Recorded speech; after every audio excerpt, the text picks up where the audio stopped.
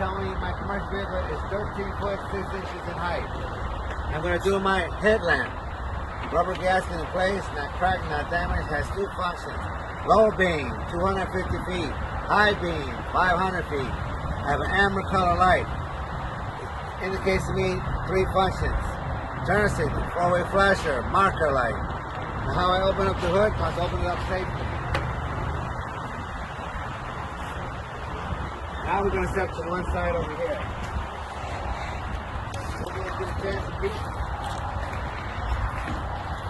Enough room so everybody else can film. This is my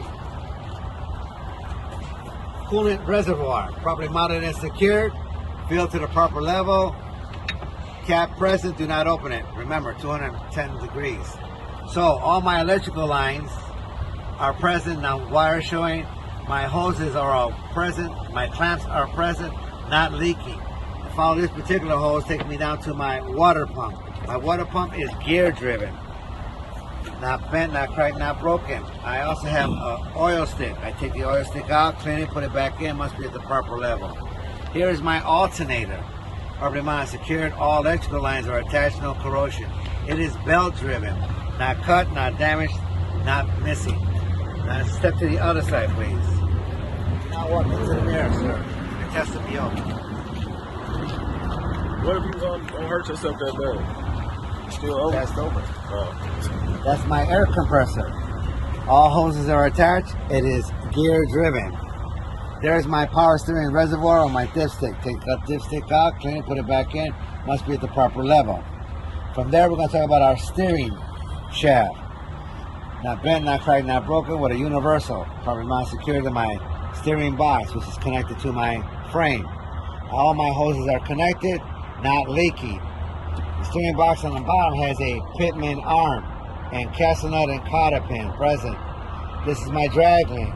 It takes me back to my control arm with castle nut and cotter pin. If you notice way down there is my tie rod, not bent, not cracked, not broken. From steering parts to suspension system. Back here is my spring hanger, party mounted secured to my frame. No missing hardware. There's my spring leaf. When I say not crack, a quarter-inch crack, I can be put out of service. No crack, no damage, no missing hardware, like the U-bolt and settle are connected to my axle. From there, I have my shock absorber, properly mounted and secured. No missing rubber bushings, not leaking hydraulic fluid. Let's be logical. What's right next to it? My brake hose. My brake hose, properly mounted, secured, no audible links, attached to my brake chamber. Properly mounted, secured to my axle. There's my push rod and slack adjuster. Remember, you're going to test it. So let's follow the safety steps.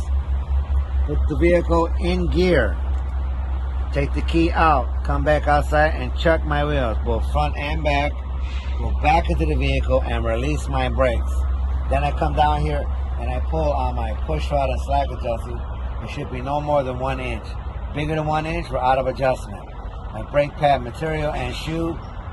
Brake pad material, 1/4 inch. No water, no oil. Brake drum, no crack, no damage. Now we're going to talk about my steering tire. Steer tire, no recaps. My direct depth is 4/32. No nails, no glass, no bubbles, no cuts on the sidewall. And no gap between my rim and my tire. I happen to have an aluminum rim. So my lightness, if one is missing, I'm out of service. On aluminum, how do I know if they're loose? I see shiny powder or shiny threads. Axle hub bearing unit. All bolts in place, 3/4 well filled up with 80 oil. Most importantly, no leaking. Leaks onto my brakes, brake failure. It's hot on tire fire. Here's my air valve. Cap present, take it out. 100 PSI. That's A.